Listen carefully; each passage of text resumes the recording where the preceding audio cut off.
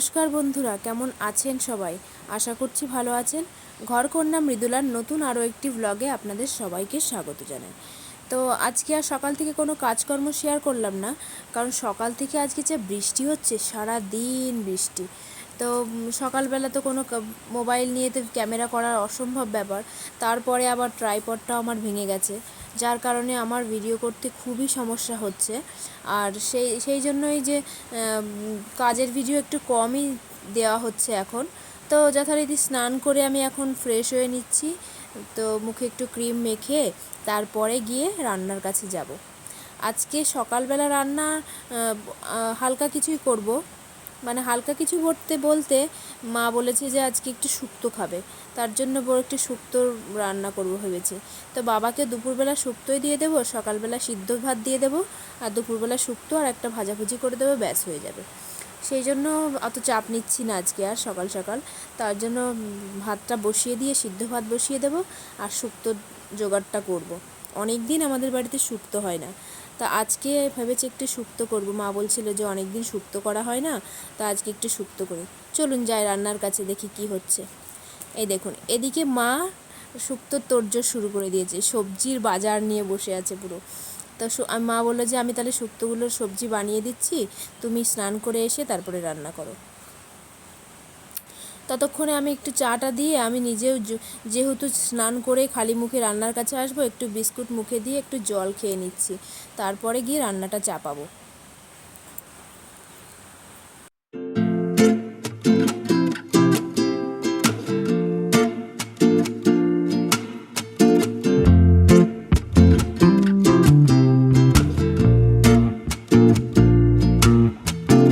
দেখুন একবার আকাশের অবস্থা, কেমন অন্ধকার হয়ে যাচ্ছে। তো ওদিকে জল খেয়ে নিয়ে ভাতটা চাপিয়ে দিয়েছি। তারপরে আবার সোনার বাবা আড়ত থেকে বাড়ি এসে বলল আমাকে, এই পাউরুটিটা আমি মোনার স্কুলের জন্য রেখেছিলাম, ও এসে দেখে বলে আমাকে একটু ডিম টোস্ট করে দাও, খিদে পেয়েছে ভীষণ। তা আবার ভাতটা চাপিয়ে দিয়ে এক সাইডে আমি আবার একটু ওর জন্য ডিম টোস্ট করে দিচ্ছি। তো ডিম টোস্ট খেতে খুব ভালোবাসে, আমার মেয়েও খুব ভালোবাসে। তো এটা ওর জন্যই রেখেছিলাম স্কুলে, তাই আজকে আর বৃষ্টির কারণে স্কুলে পাঠাতে পারিনি। সেই জন্য ওর বাবা বললো যে আমাকে করে দাও, মেয়ের জন্য আবার আমি পরে এনে দেবো। তার জন্য ওকে 4 পিস ভেজে দিচ্ছি, শাশুড়ি মার জন্য 1 পিস আর আমি 1 পিস হয়তো খাবো। তো এভাবে আর 4 পিস মতন রেখে দিয়েছিলাম। এভাবে ভাজলে পারে না, পিস পিস রুটিগুলো ডিম টোস্ট করা খুব সমস্যা হয়। যেমন কোয়ার্টার পাউরুটিটা ডিম টোস্ট যেমন বাজারে বিক্রি হয় তেমনভাবে করা যায়, কিন্তু এই পিস পাউরুটির ডিম টোস্ট করতে গেলে পরে এই ডিমটা গুলে নিয়ে ওর মধ্যে চুবিয়ে নিয়েই ভাজতে হয়, না হলে পরে ঠিক ডিম টোস্টটা হয় না। আবার একটু ভালো করে না ভাজলেও পাউরুটির ভেতরটা আবার গোলা গোলা থাকে। এদিকে শুক্তো করব বলে শুক্তোর ভাজা মশলাগুলো রেডি করে নিচ্ছি। একটু জিরে ভেজে নিলাম, আর শুক্তো মশলার আসল মশলা হলো সর্ষে, 5 ফোড়ন, মৌরি, আর এদিকে তোমার হলো কি নাম ভুলে গেলাম এটার, যাই হোক রাঁধুনি ভুলে গেছিলাম। রাঁধুনিটা হলো মাস্ট, শুক্তোর মধ্যে রাঁধুনি না দিলে পরে শুক্তোর কিন্তু ঠিক শুক্তো ব্যাপারটা আসবে না। শুক্তোর মেন মশলা হলো রাঁধুনি, 5 ফোড়ন, সর্ষের গুঁড়ো মশলাটা।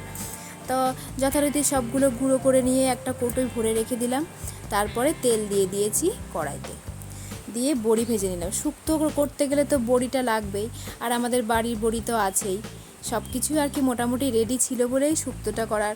শুক্তো করতে গেলে কিন্তু সব কিছু ফট করে রেডি করাটা খুব মুশকিল হয়ে যায়। তা আজকে বাড়িতে সব রকম সবজি ছিল, ডাঁটা ছিল, উচ্ছে ছিল, পেঁপে ছিল, পটল ছিল, তোমার কাঁচকলা ছিল, আলু ছিল, সব মিলিয়ে একটা শুক্তো। কিন্তু ওর মধ্যে যদি একটু মূলো পড়ে তাহলে পরে আরও ভালো হয়, কিন্তু মূলোটা আর জোটেনি তরকারিতে, শুক্তোতে। তা আলুটা দিয়ে একটু মশলা দিয়ে আদা জিরে বাটা দিয়ে কষিয়ে জল ঢেলে দিয়েছি। তারপরে সবজিগুলো যেহেতু সব ভেজে নিয়েছি, খুব বেশি টাইম আর লাগবে না। আর এই মশলা, গোটা বাটা মশলার মধ্যে কিন্তু রাঁধুনি বাটাটাও অবশ্যই দিতে হবে। তারপরে দেখুন তরকারিটা হওয়ার মধ্যে হয়েই গেছে প্রায়। এবার যে ভাজা গুঁড়ো মশলাটা করেছিলাম শুক্তো মশলা, সেই শুক্তো মশলাটা দিয়ে দেবো, আর একটু ঘি দিয়ে দেবো। কারণ শুক্তোর মধ্যে ঘি আর এই শুক্তো মশলা না দিলে পরে শুক্তোটা ঠিক জমবে না। অনেকে হয়তো ভাবছো শুক্তো তো সাদা হয়, শুক্তো তো হলুদ দেয় না, কিন্তু এখানে আবার শুক্তোয় তুমি হলুদ দিয়ে করছো। কিন্তু একটা কথা কি, বাড়িতে যে যেরকম পারে সেরকম শুক্তো তৈরি করতে পারে। যেহেতু আমার শ্বশুরমশাই শুক্তো ভালোবাসে, নিরামিষ করব, কিন্তু উনি যেই সাদা সাদা শুক্তোটা ঠিক পছন্দ করে না। অনুষ্ঠান বাড়িতে ঠিক আছে চলে যাবে, অনুষ্ঠান বাড়িতে খেয়ে নেবে, কিন্তু বাড়িতে করতে গেলে বলে একটু হলুদ দেবে, একটু কালার না হলে সাদা সাদা না ভালো লাগে না খেতে। তার জন্য আমি শুক্তোটা ঠিক হলুদ দিয়েই, হলুদ খুব বেশি একটা যে দিই তা কিন্তু নয়, একটু ওই শুকনো লঙ্কা বেটে দিয়েছি আর কি, একটু ঝাল ঝাল না হলেও খেতে পারে না, তার জন্য আমি ওই কালারটা, ওই রকম কালারটা এসেছে আর কি, সাদা হয়নি। আর সাদা করতে গেলে তো ওর মধ্যে কাজু বাদাম বাটা, পোস্ত বাটা, আরও নানান রকম বাটা দিতে হবে, গুঁড়ো দুধ দিয়ে দিয়ে তারপরে শুক্তোটা সাদা হয়। আমি তার ঘরোয়া পদ্ধতিতে করছি, সেরকম তো আর হবে না, তার জন্য ওই কালারটা ওরকম হয়েছে। অনেকে জিজ্ঞেস করতে পারে, ভাবতে পারে, সেই জন্য আমি বলে দিলাম। এদিকে আমার মেয়ের পড়ার টাইম হয়ে যাচ্ছে, তার জন্য বললাম যাও তুমি স্নান করে এসো, আমি এদিকে রান্নাটা করে নিই, ম্যাডাম পড়াতে চলে আসবে। ফ্রিজে মাছ ছিল, এই মায়া মাছগুলো কালকে নিয়ে এসেছিলো, তা শাশুড়ি মা কুটে পুরো রেডি করে রেখে দিয়েছিল। এটা হলো কচু আর আলু দিয়ে একটু গাঢ়সা ঝোল করব। আর হলো পুঁই শাক কেটেছে, পুঁই শাকের তরকারি করব, ব্যাস আমাদের আমিষের মধ্যে এই দুটো হলেই হয়ে যাবে। আর বাবার জন্য তো দুপুরে শুক্তো রয়েইছে সকালের, সেটাই খাবে। তা আমি আগে পুঁই শাকটা করে নিই।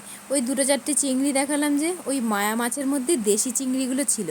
যতই হোক না কেন, এই চালানি চিংড়ি আর দেশি চিংড়ির মধ্যে কিন্তু আকাশ পাতাল পার্থক্য। চালানি চিংড়ি কেমন একটা যেন গন্ধ লাগে, সারাদিন কেমন ঢেকুর উঠবে, কিন্তু দেশি চিংড়ির যে কোনো তরকারি অল্প হোক বা বেশি হোক, রান্না করলেই তার স্বাদ কিন্তু দ্বিগুণ বেড়ে যায়। এটা কিন্তু সবাইকেই মানতে হবে, যারা আর কি রান্না করে খেয়ে মানে জানে তারা। তা আমিও সেটাই বললাম যে ওই 2-4টে চিংড়ি কিন্তু পুঁই শাকের মধ্যে দেবো, তাতেও যেন পুঁই শাকটার স্বাদ বেড়ে যাবে। আর আর তো সোনার বাবা তো পুঁই শাক খেতে ভালোই বাসে, এর তো কোনো সন্দেহ নেই যে পুঁই শাক যেমনই করি না কেন তেমনই ভালো লাগবে।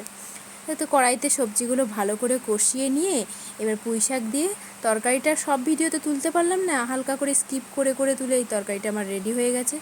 যেহেতু আমার মিক্সারের ছোটো বাটিটা নষ্ট হয়ে গেছে, অল্প মশলা না করতেই পারি না, এই মাঝারি বাটিতে মশলা করে করে না মশলাটা ঠিক ভালো করে পেস্ট হতে যায় না, খুব মুশকিল হয়ে যায়। তারপর এদিকে মাছের ঝোলটা বসিয়ে দিয়েছি। মায়া মাছগুলোর পুরো প্রত্যেকটা মাছের পেটে ডিম, মানে এত সুন্দর মায়া মাছগুলো দেখেই মানে মন জুড়িয়ে যায়। রান্নার পরে শ্বশুর শাশুড়ি সবারই প্রায় খাওয়া দাওয়া কমপ্লিট।